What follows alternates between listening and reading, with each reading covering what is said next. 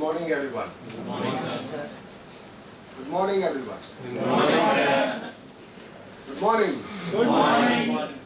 Just making sure that morning has finally come and we are all awake. I think I'm going to share today some of the introductory aspects of Kaizen. We all have been working in Kaizen. We all are a little bit aware about what is Kaizen. But as we go a little deep into it, as we understand what is Kaizen, it makes much more sense for us. Not for us, but it would make much sense for any business or any organization, which is in its very nascent phase of development. Last time in the HR meeting, I did say that we are sitting on a treasure which we don't know. એક ખજાનાઓની ઉપર આપણે બેઠા છે જે આપણે જાણતા નથી કે ખજાનો શું છે. ઘણીવાર એવું થાય. And this is what is the Kaizen philosophy. It's just that last 1 month I have started reading about this, and I would sincerely urge that as much as possible people should read about this philosophy, because it is a very good philosophy which is very simple to understand for us, and it can be applied to very large number of processes that we follow in our organization on a day-to-day basis. So having said that, let us start with this, the blackest day in the history of the last century. August 6, 1945, an atomic bomb destroyed the entire city of Hiroshima. Thousands, hundreds of thousands of people died, innocent victims, civilians died. After 3 days, another atomic bomb was held on Nagasaki, and that city was also destroyed completely. Again, hundreds of thousands of people died. And 4 days later, Japan unconditionally surrendered to America, and that was the end of the World War II. This was the blackest day in the history of the last century. But every disaster has its good thing. You must realize that I very commonly say to all my friends that we should not waste any disaster. And that is what Japan has done. They have not wasted a disaster. What happened ultimately? In the 1950s and the 60s, for nearly 10 to 20 years, they were just trying to revive from the shock. They were devastated. All their manufacturing industries were wiped out. Their workforce, labor, everything was destroyed, was in a shamble, and they didn't know what to do. But they stayed up front, they stayed on the track, they had a mindset, they had discipline, and that's why they started manufacturing. For the first 20 years, it must have been extremely difficult to produce quality because a lot of resources were not there. And subsequently they started taking care of some principles, incorporating some principles which were not very high cost, were low cost principles that could improve the quality of the goods or the products that they produced. And the next 20 years, since Edward Deming, who was a landmark person in the who brought in the quality concept in Japan, and these were some of the people who came from the US actually to help revive Japan. And a lot of other people, they involved this quality concept into the Japanese mindset, and they started incorporating these principles in their manufacturing processes. And the next 20 years was a landmark. Their quality consistently improved over the next 10 to 20 years, and so much so that their quality was the best in the world. They could actually wipe off the industries of America, the greatest country which thought that they are the biggest power. But the Toyota production systems incorporated the Kaizen philosophy and produced cars which the Americans could not match. What happened was that America was flooded with Japanese cars, the world was flooded with Japanese cars because they had the unmatched quality, precision, engineering, which was unmatched by anybody. And this they could sell at an affordable price. This is very important. It was a low cost, high quality product, and that is why it swamped the market. And you know the Panasonic, which was one of the pioneers in the display system, the music system. Sony Corporation created a landmark in the West. I've read this book of the person who was the chairman or the CEO of the Sony Corporation, how they actually incorporated this philosophy and they could produce quality products. And this and many other corporations in Japan imbibed this philosophy and produced world-class products, which actually made Japan such a small country. If you see the map, It's just like one of the states of India, but they could produce goods or which could actually produce the revolution and the world over. So what was common in all these companies? That they could actually produce such fabulous products which they made the world leaders. They became the world leaders in these technologies. And that philosophy is Kaizen. This is common to all these manufacturing industries. Initially for the first 20 years it was used only in manufacturing process, but then a lot of other services sectors, product development, services, marketing, this concept become more and more famous. Today if you ask any marketing or a HR person, he would know what is Kaizen because it is part of their learning process. When they learn, they understand these philosophies and they learn what is a PDCA cycle. Neil shared with me that you have learned all this, Nirali has learned all this in their curriculum. What are these cycles, how they can be used in business processes to improve quality. So we all know a little bit about Kaizen. To define this is now accepted as an English word in the Oxford Dictionary. Though it was a Japanese word, now it is accepted in the English literature. It says continuous improvement in working process, personal efficiencies, etc. on an ongoing basis, making very small incremental steps towards improvement which produces huge benefits for companies in the long run. This is what is the Kaizen philosophy in a nutshell. So what are important things? That this is small improvements. You don't think of large revolutionary steps which will make a difference in a day or two. This has to be done on an ongoing basis. It's a continuous process. There is no end to this process. It keeps on happening. And that's why it has to be put into practice daily. So daily, if you do something better than what you've done before, then obviously your quality gradually will keep on increasing or improving. And this should become actually a way of life. Even this can be used in your personal life, in your social life, and it can help you in several other ways. So what does Kaizen involve? Kaizen involves all the workers in the organization. It involves everyone.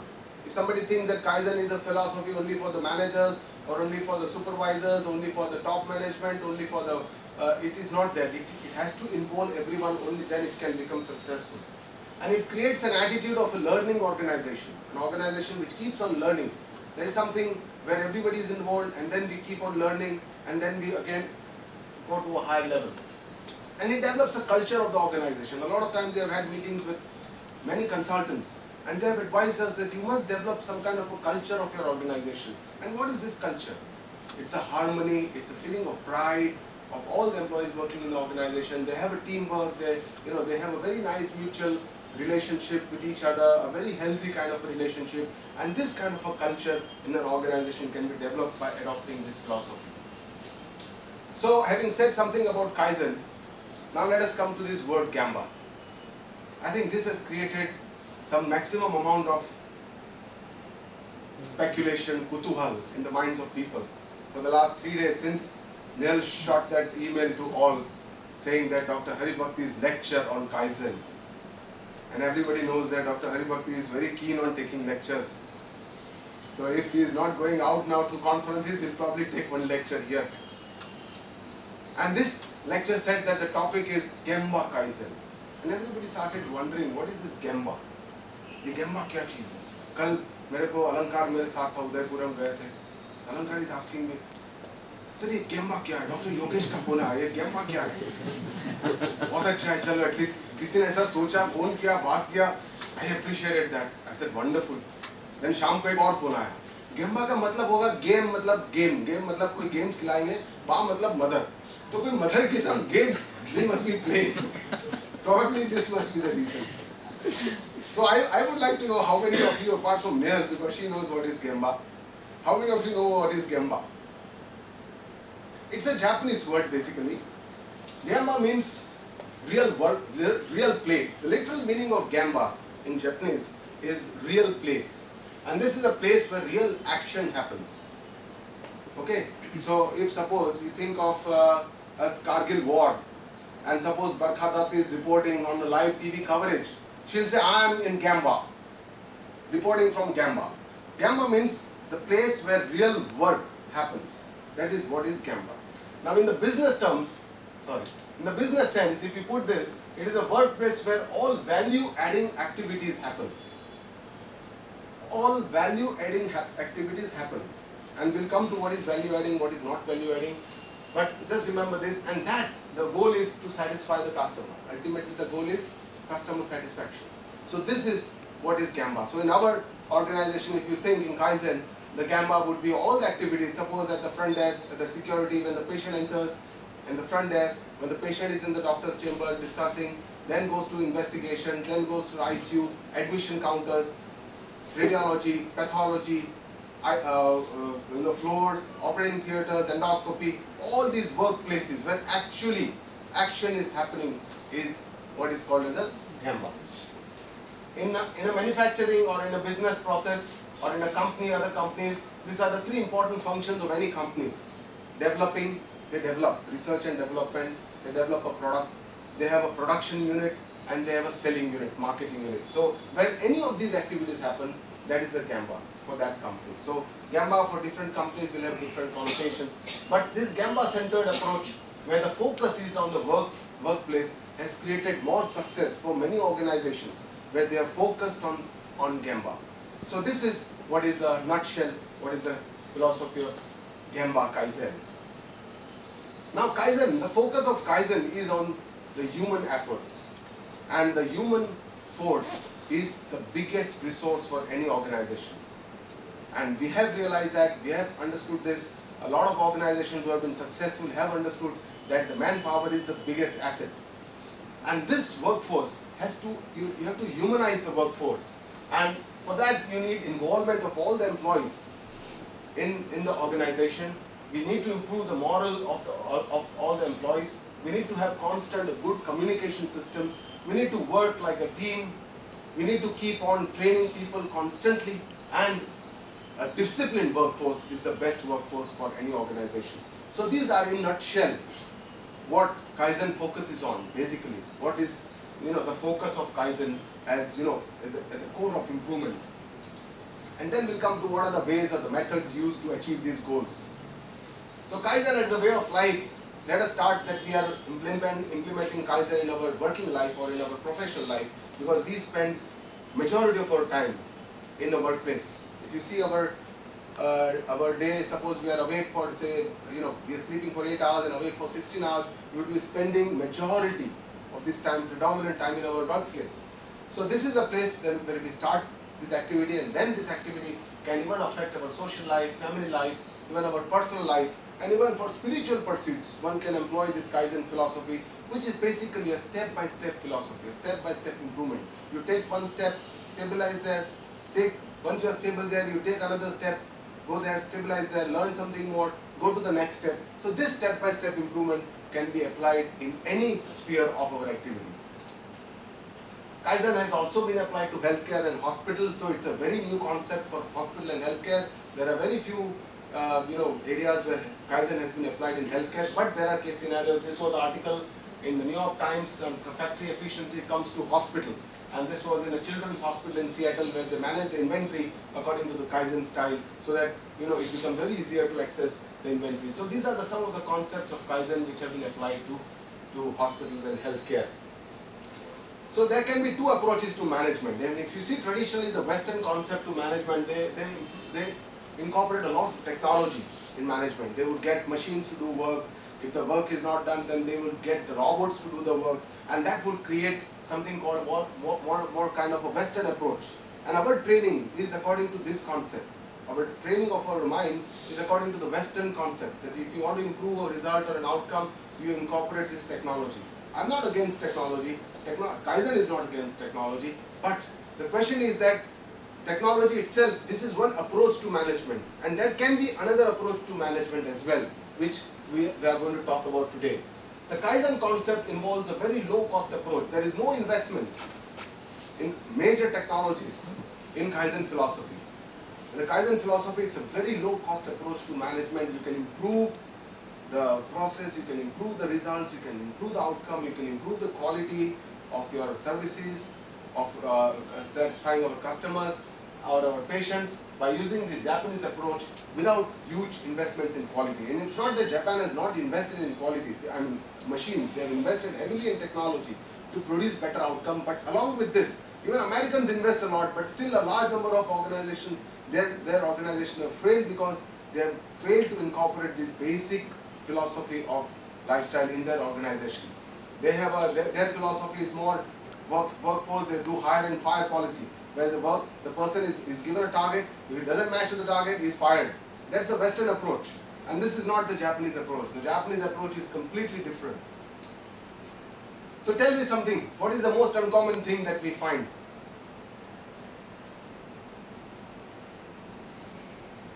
Most uncommon. Something which is most common but still very uncommon. Common sense. Common sense. Very good. It is the most common thing available, but we don't use it often. Simple things, simple. Most of the problems, may it be at reception, may it be in the hospital, are because of lack of using common sense and lack of communication. Most of the problems to patients, their grievances happen because of these problems. So, Kaizen is a common sense approach. It's just using your own common sense, and that's why it's very easy to understand. It's not a difficult, very some hi-fi management philosophy. It's a very simple approach which can be understood, which can be applied in our day-to-day practice, and that can help all of us, not only us, but our customers, our patients as well. So what I'm going to talk today is introduction to this concept from this book, the Gamba Kaizen. It's a common sense, low-cost approach by the person Imaki Masai. He is a person who was one of the pioneers of this philosophy, and this is quite an old book actually, but still, this is a common sense, low-cost approach by Imai Masaki.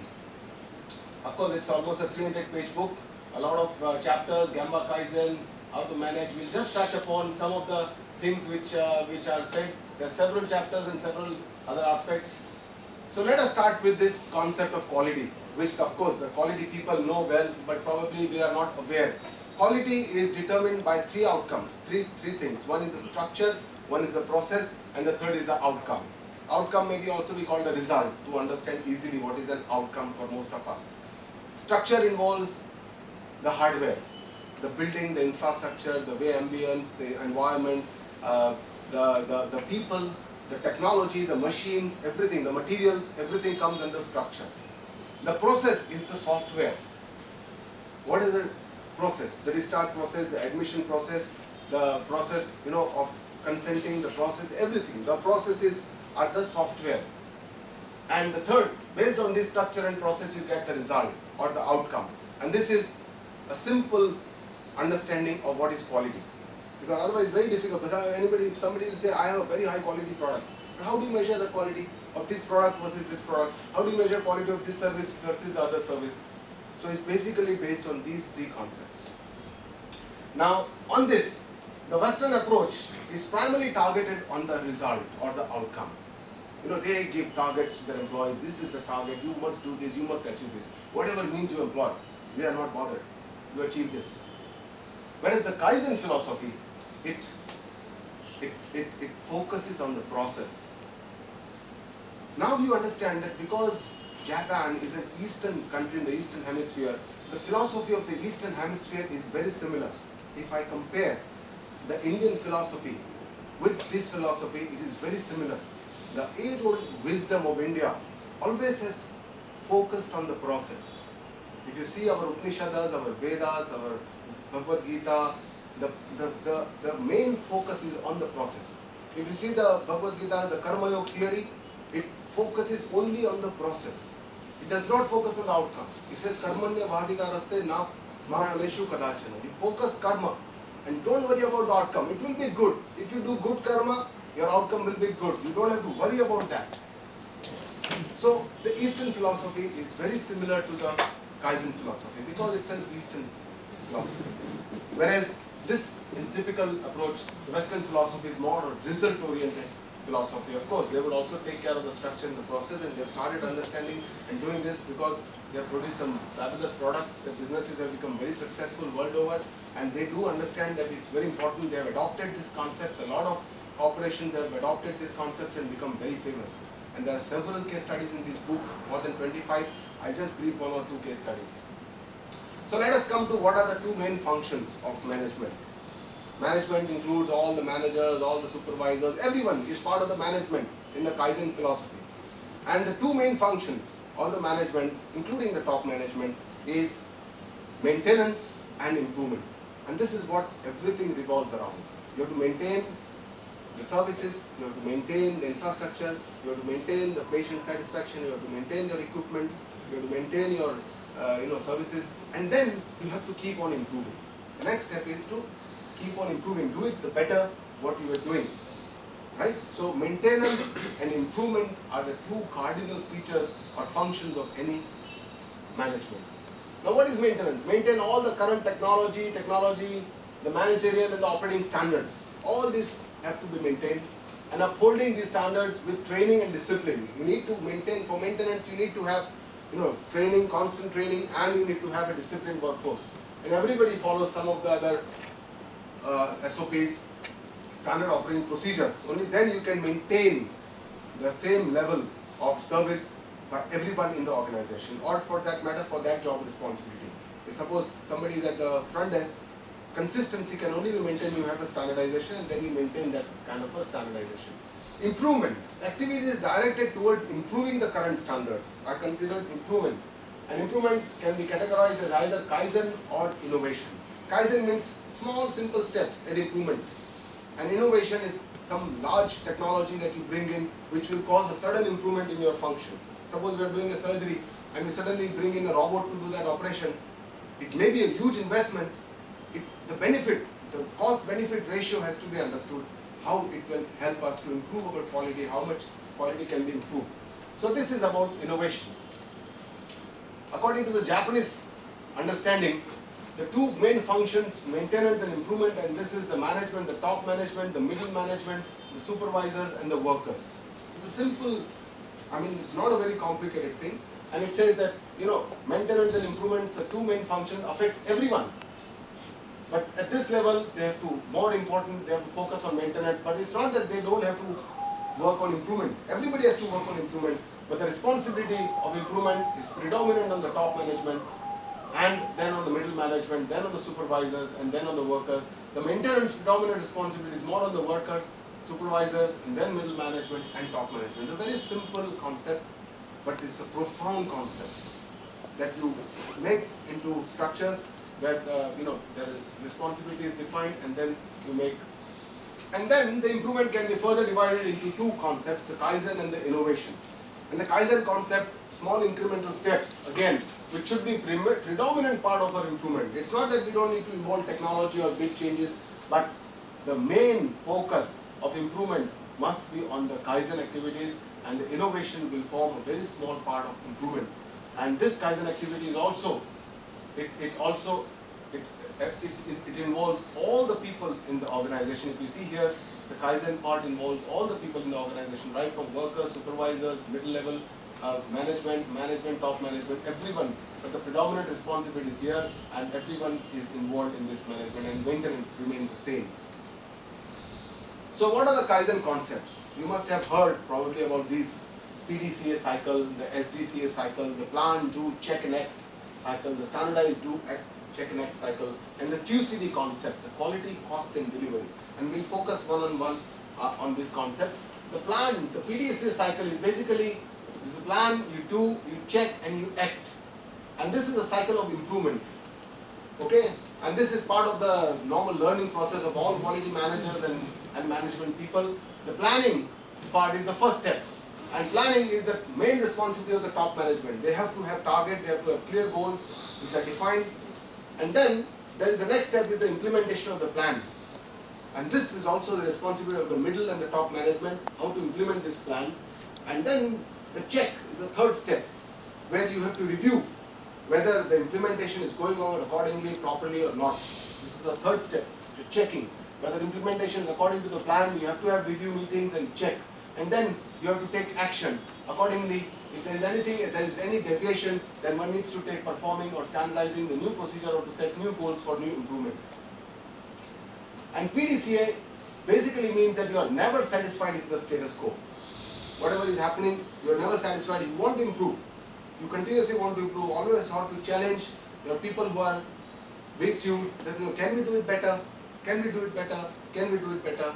And then you have to challenge the people with you that you're okay, let's try this, let us do this, let us do it in a better way. So that's how we can do it in a better way. I think we'll stop here.